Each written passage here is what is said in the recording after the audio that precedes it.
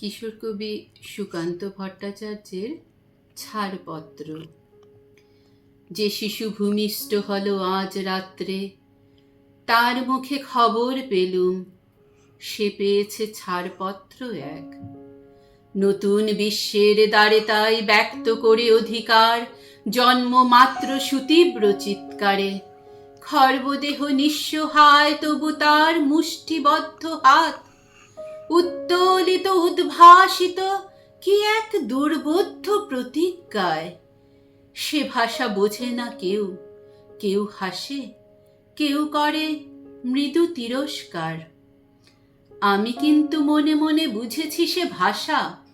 পেয়েছি নতুন চিঠি আসন্ন যুগের, পরিচয়পত্র পড়ি ভূমিষ্ঠ শিশুর অস্পষ্ট কুয়াশা ভরা চোখে। এসেছে নতুন শিশু, তাকে ছেড়ে দিতে হবে স্থান। জীর্ণ পৃথিবীতে ব্যর্থ মৃত আর ধ্বংসস্তূপ পিঠে চলে যেতে হবে আমাদের। চলে যাব, তবু আজ যতক্ষণ দেহে আছে প্রাণ। প্রাণপণে পৃথিবীর সরাব জঞ্জাল, এ বিশ্বকে শিশুর বাসযোগ্য করে যাব আমি। নবজাতকের কাছে এ আমার দৃঢ় অঙ্গীকার।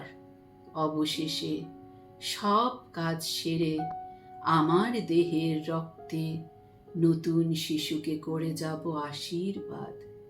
তারপর হব ইতিহাস।